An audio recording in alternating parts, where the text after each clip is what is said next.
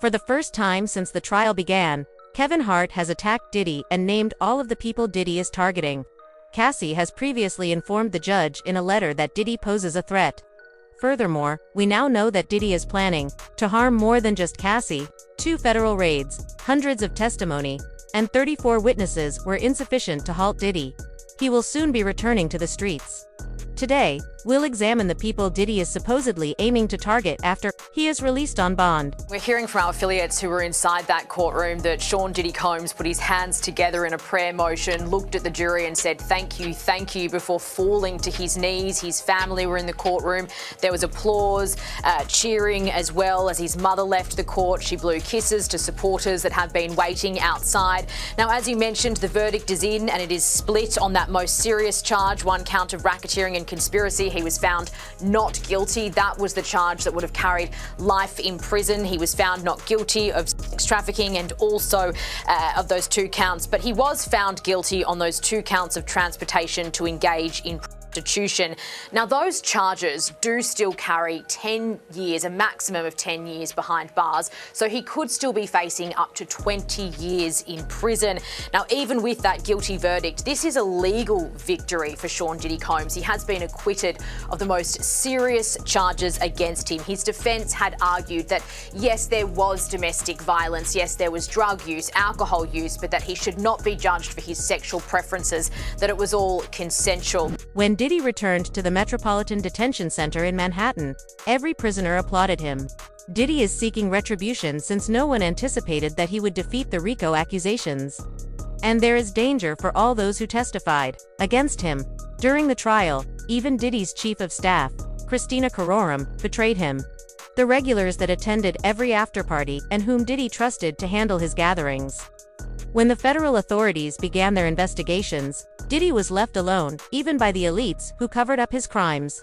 And after nearly a 2-month trial with 34 witnesses and hours of salacious testimony, a jury of 8 men and 4 women fined Sean Diddy Combs not guilty of racketeering and sex trafficking, but guilty on 2 counts of transportation to engage in prostitution. The judge is currently deciding right now whether Combs will actually be released today. His defense arguing that since the music mogul was acquitted of the most serious crimes, he should be able to go home. Once court was adjourned, family members cheered today's verdict. Combs' son, Christian, telling ABC News how happy he is. Hey, yo, we love y'all. We love everybody watching. So happy. Pop's coming home. God bless. God bless the whole world. What was going through your head when the verdict was read? Happy. Kevin Hart made this statement regarding Diddy on stage at this week's BET Awards. Kevin Hart remained completely silent about Diddy throughout the trial, even requesting that people avoid bringing up the subject with him. This was due to the fact that Kevin Hart was among the few individuals seen on camera during a Diddy party. Kevin Hart and Usher were seen partying with Diddy while surrounded by models in leaked video from one of his parties. These models are said to have been the ones Diddy was seeing. When you have a scene like this, you gotta bring bosses with you. As you see, it's female friendly. We got a ladies and female. She's butt ball. That's what I call it, raw dog. I'm not jumping the tub myself. Once everybody moves out, just me and the ladies. This is my scene. I'm used to this type of thing. Doing what I do best. Oh! Did the camera catch that? Got the camera! Got the camera off! Dyeing that beard than Diddy wear. All right, that's enough. I know. That's enough. I seen him. He shows me behind the curtain. That's enough. All right, I'm gonna edit. I'm gonna edit this out. But still, put a note on it. You can edit that one. We want to thank you. Come here. Don't sit on the bed at night. No homo. No, just don't get close to the bed. Don't get close. But it's just like, yo, we want to thank you for hosting the thing, man. It's been a pleasure. You didn't have to do it, and you did it. No. I definitely didn't have to do it. I definitely didn't have to. First and foremost, I'm not getting in the bed. Shout out to him and what he did. I'm just gonna, if we can, let's just put the camera a little this way, just so we're not. I don't want my shot to even, I don't want it to come close to the bed at all. Usher look like he fresh off a goddamn plane. I should. Fresh off the garden stage. That's my brother right here from day one. We used to wake up and, pause, but check this out. I mean, back in the days when he was like 10 and I was a little bit older, his older brother, we used to fight over the Frosted Flakes. You know what I'm saying? Before pause was invented. You know what I'm saying? But it's my brother for real. We used to actually wrestle off of the Frosted Flakes because he used to always get up early with me. Now he's one of the richest stars in the world. And what the f*** did Puff just say? Nobody's gonna acknowledge this but me. Puff just said we used to wrestle over the Frosted Flakes, and we're streaming live. That was stupid. Listen, that was stupid. Listen, we're having a good time, yo. Oh, your usher made it in the... Hey, yo. Immediately following the announcement of the not guilty judgment, Judge Arun received an application from victims Cassie and Deontay Nash, who both testified in the case, requesting that he deny Diddy bail. According to Cassie's attorneys, if Diddy was permitted to go out once more, it would endanger Cassie's life. Only because they believed they would be protected and Diddy couldn't get them did any of the victims testify.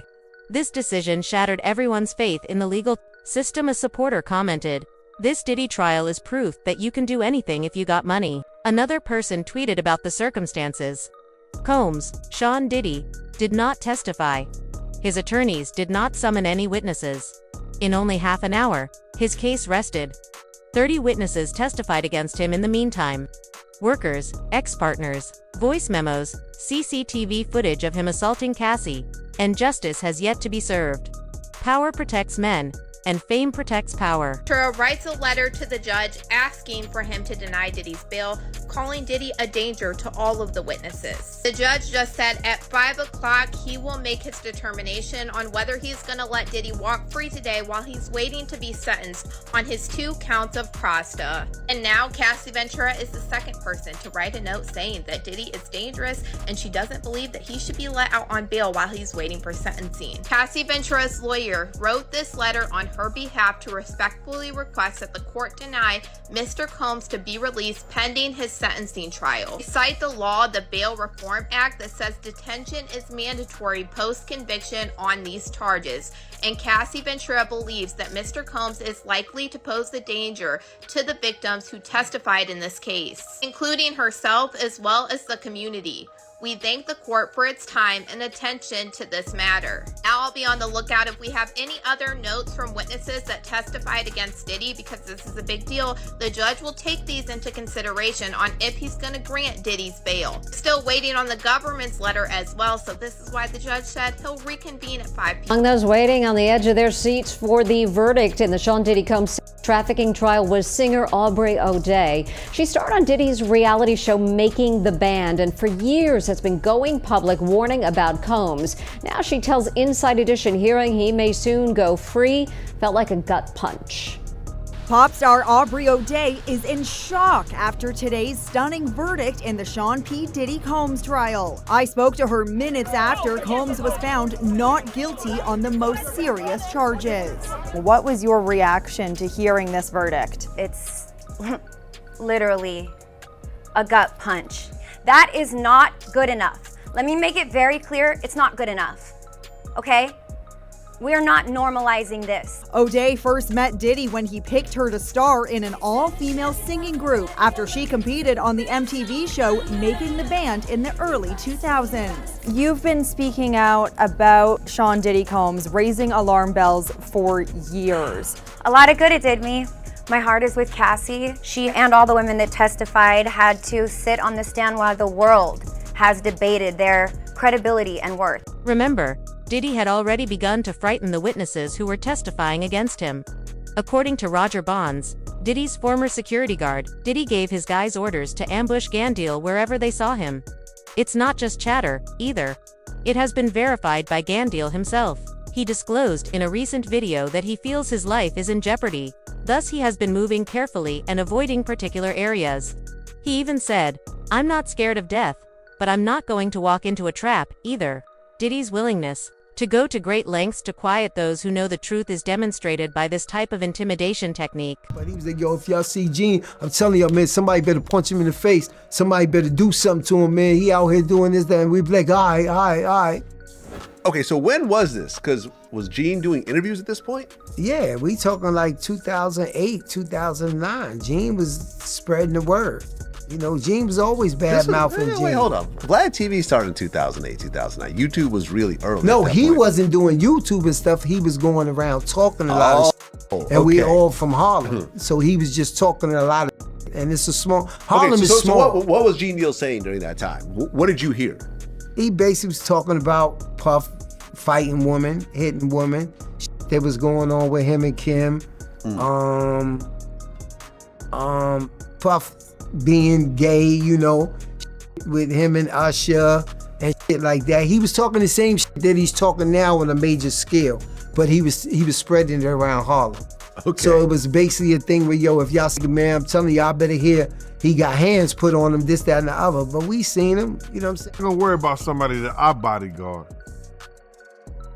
And God knows I could bodyguard myself with his blessings. I could bodyguard myself with his blessings, bro. I'm not worried about that.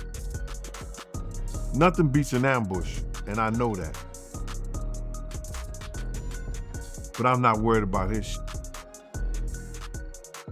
People just need to talk about something. They want to have something to say, man. Oh, Gene gotta be worried, so like that. So, shouldn't I have been worried when he was out here on the street? When he was out here on the street, I should have been worried. Yo, bro, August the 14th, 1999. High-speed chase in Harlem. You understand? How I didn't know that he didn't send nobody after me then. Because niggas do that shit. They'll send somebody at you.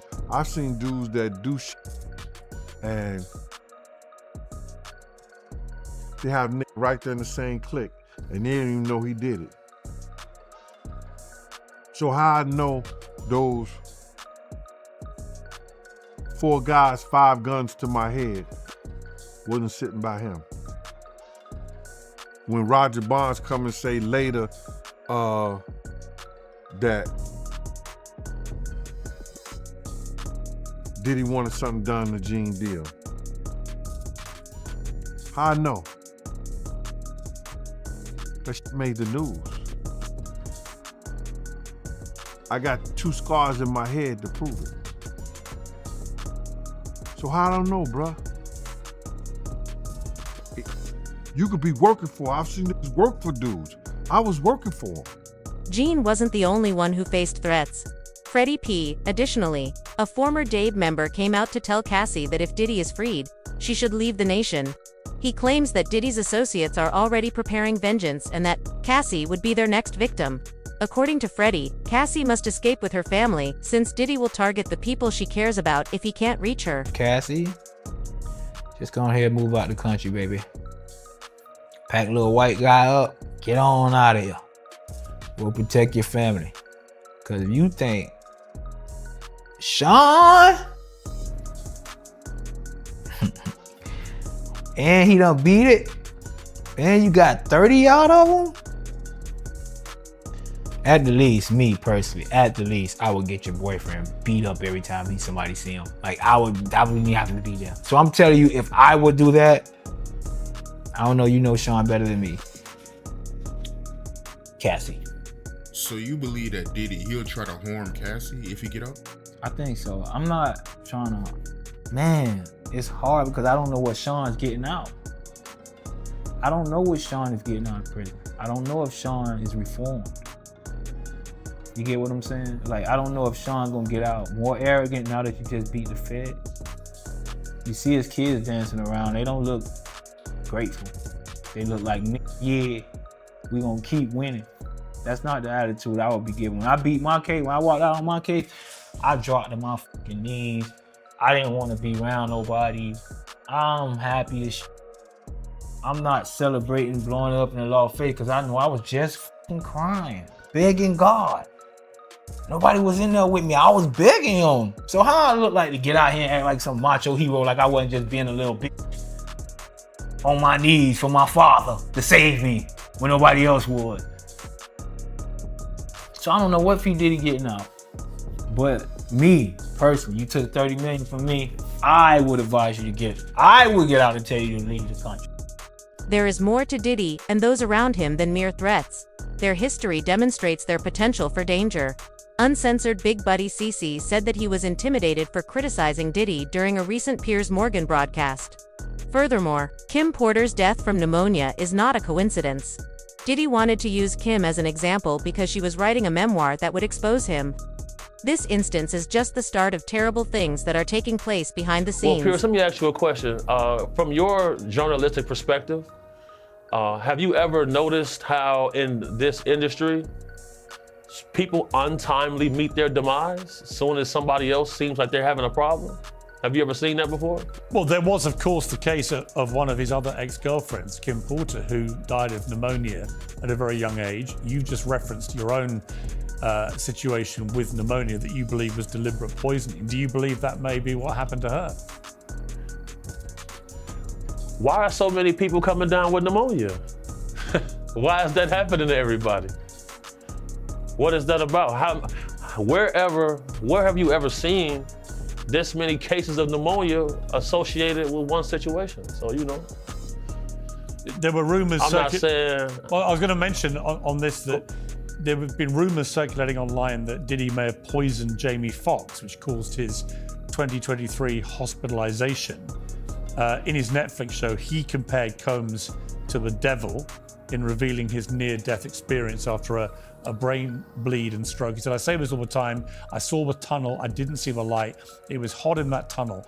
I thought, shit, have I gone to the wrong place? I looked up the end of the tunnel and I thought I saw the devil saying, come on. Or was that Puffy? Remarkably, Diddy's fans are equally violent as he is, and they even condone his abuse of women. A gang of Diddy supporters accosted Tisa Telzes, a YouTuber who has been reporting on the Diddy trial, outside the courthouse, forcing her to leave. Additionally, Tisa was being warned by these supporters that Diddy would pursue her and hold her accountable. It was a travesty.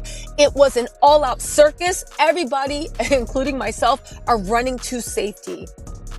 I've got a question for you, Tisa Tells, and everyone's going to want to know this. You're in a car right now. You had to leave the courthouse. Why? I had to leave the courthouse because Diddy's supporters were out of control. The first time I ran and did my live, of course, I had 2 armed security guys. Everyone told me, the people in the courthouse is like, make sure you have security. There's a lot of weird stuff going on. It wasn't just me, but I'll tell you what I experienced. Diddy's supporters surrounding me, threatening me, saying that they were going to hurt me. It was a serious situation. It got so bad and there was so much chaos and violence that they actually had to lock the courtroom down and force the Diddy supporters across the street. It was something myself, the news media, mainstream media, new media have never seen in their lives. The level, and again, the jurors, I hope to God they know how to sleep at night. Because again, I'm sure they did their duty. But when all that chaos was happening, as I was being threatened and ushered out by armed security people, I thought, this is what the jury did. They sent a signal that it is okay to use violence. It's okay to drug people up. It's okay to live a life of debauchery. It's okay to do whatever you want. Because guess what? If you work hard enough and you have enough money and enough delusional fans and you have ingrained yourself in culture enough that you can do whatever you want. And 12 of your peers will look the other way. Again, this jury was shocking. Tisa Tells, when you say that Sean Combs' supporters threatened you, what were they saying? They were saying, you effing B, we're going to kill you effing B. Apparently I work for the feds. You're a plant. You made this all up because of you. Again, they're not too smart. Not to mention that there was proof in court that Diddy was bringing firearms to his events. Judge Arun refused to grant Diddy bail for this reason. Diddy's attorneys want him to leave as quickly as possible. Judge Arun, however, decided against him. Given Combs' violent past, Judge Aaron Subramanian ordered the rapper to stay in jail until his sentencing later this year, when he might receive a sentence of up to 20 years. Today's a great victory. It's a great victory for Sean Combs. It's a great victory for the jury system. You saw that the Southern District of New York prosecutors came at him with all that they had. They're not stopping, but one thing stands between all of us and a prison, and that is a jury of 12 citizens. And we had a wonderful jury. They listened to every word, and they got the situation right, or certainly right enough. They acquitted him of the sex trafficking, which he was absolutely innocent of. They acquitted him of the racketeering conspiracy that he was absolutely innocent of, and all of the components to it. The kidnapping, he was innocent of that. The arson, he was innocent of that. The obstructing justice, he was innocent of that. And that is no longer just me saying that. That is the verdict of our jury. Sean Diddy Combs has been denied bail after the verdict in his sex trafficking case, and here's how he took the news. According to NBC News reporters in the courtroom, Combs appeared, quote, deflated as his hopes of going home were seemingly dashed as his lawyers attempted to convince Judge Aaron Subramanian to release their client ahead of his sentencing. In his ruling, Subramanian cited Combs' years-long pattern of violence as a reason for him to remain behind bars, adding that he continues to be a danger to others and unable to follow the law, arguing that Combs, who pleaded not guilty to sex trafficking, racketeering conspiracy, force, fraud, or coercion, as well as transportation to engage in prostitution, was acquitted on the three most serious charges of sex trafficking and racketeering, and only convicted of prostitution-related offenses. Defense attorney Mark Agnifilo insisted he should be released on appropriate conditions. As Agnifilo outlined, Combs would be willing to put up a $1 million cash bond co-signed by his mom Janice Combs, his sister Keisha Combs, and Sarah Chapman, the mother of Combs' eldest daughter Chance Combs, and have no access to his private plane, which is currently grounded in Maui. He also agreed to surrender his passport, undergo drug testing, and restrict travel to areas of New York, Florida, and California as necessary to attend court and meet with lawyers. Following the decision in his sex trafficking case, Sean Diddy Combs was not granted bail. This is how he responded to the news. As his attorneys tried to persuade Judge Aaron Subramanian to release their client before his punishment, Combs' chances of returning home were apparently shattered, according to NBC News reporters in the courtroom. First look inside Combs' Miami mansion the day federal agents busted the gate open last year to raid it. A federal agent testifying about the evidence, guns and ammo seized from Diddy's home that were found near alleged freak-off supplies, which included dozens of bottles of baby oil and boxes of platform heels, bondage restraints, and bundles of rope. Also photographed as evidence that day, motivational messages on Combs' bathroom mirror that included "You a legend" and "Upward motion," and drugs. Lots of drugs, including ones found in plastic bags inside a Gucci bag, and orange tablets with the Tesla logo that tested positive for ecstasy. So we just got new exhibits today. Take a look at these photos that prosecutors have just released. They're pictures of Diddy's former girlfriend, Cassie Ventura, with what she says are bruises on her back and legs, which you can see here, and also a gash above her eye. Also released today some pictures from when Diddy was arrested in September of last year at the Park Hyatt Hotel in New York. And a special agent with Homeland Security testified last week that some of the items found included baby oil, drugs, these pink packets of ketamine. There's also this image of a knife wedged in a door. Now, Combs, we aren't sure if he's going to be taking a stand in his own defense, but he denies all of the allegations against him. But will all of these witnesses really prove the government's charges that he was running this criminal empire and that he's guilty of? This victory is being celebrated by Diddy's attorneys, who are using it to paint Diddy as a man who is entirely innocent and only made a few mistakes. We all know better though. Diddy is feared by everyone who knows him. Furthermore, why didn't anyone come out in favor of Diddy if he was truly innocent? He can be portrayed by his legal team as a misinterpreted hero. Diddy wasn't only involved though. He controlled, he planned, and he took lives. He is currently rushing to change the story before being sentenced. But he's going to get the maximum. The judge will give him the maximum, just like they gave O.J. Simpson the maximum in Vegas. Because he got off Simpson in L.A. when he clearly sued people. And then when he got a second crack at him on a minor beef, relatively, of theft, they sentenced him to heavy time. So Diddy will go to prison, and he should. He's evil. And I say that because I just wrote a book called Confronting Evil. Yeah, he used narcotics and violence to coerce people to do what he wanted to do. That's evil. Sorry. Go ahead, Okay, Stephen. Now, back to Trump. Well, hold on. Stephen wants to weigh in on what you just said. Go ahead. Okay. Only thing I want to weigh in, I don't want to castigate the entire culture. I'm tired of, we see pictures of a few bad apples conducting themselves in very disgusting manners and thinking that that's the entire industry. I'm a guy that was raised in the hip-hop industry. I know an abundance of hip-hop artists and beyond who have never engaged in, never been accused of, never would think of putting themselves in the kind of positions. Well, the verdict is in. Sean Diddy Combs has been convicted on 2 counts of transportation of his ex-girlfriends to engage in prostitution, but cleared of the most serious charges against him. The music mogul has been found not guilty of racketeering conspiracy and 2 counts of sex trafficking. The charges he has been found guilty of are connected to his 2 former partners, including singer Cassie Ventura and a former girlfriend being referred to as Jane. In the U.S., it is a crime to knowingly transport any person with the intent that they engage in prostitution or illegal sexual activity. The 12-person jury deliberated for 3 days before reaching the verdict. The maximum penalty for each of the 2 guilty counts is 10 years in prison plus a fine. How you feeling? Not bad. How are you? Anything you want the public to know? Not yet. We'll be saying something soon. Thanks. We're hopeful that ultimately he receives a substantial sentence for what he's done, and we're pleased that Cassie's brought to light everything that has happened in this trial. I just spoke with her and with the U.S. Attorney's Office team, and she's in a good place. She's pleased that, again, that the jury has found him liable, or guilty of 2 federal crimes. It's absolutely a win.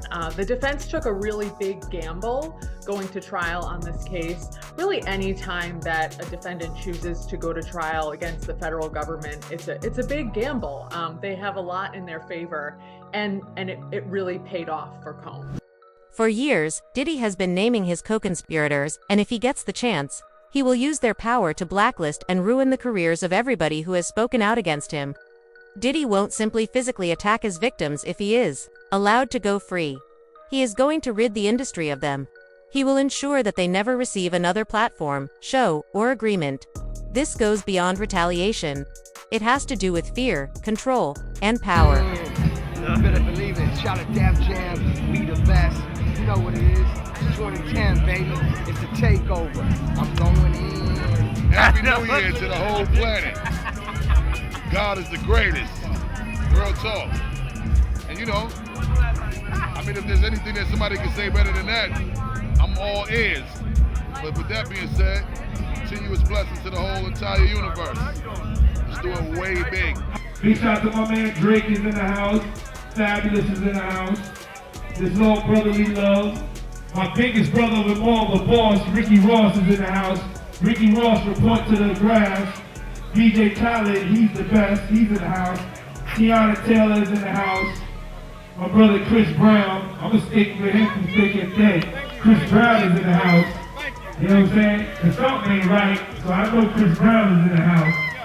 Big shout out to my son Quincy, my son Christian, my son Justin.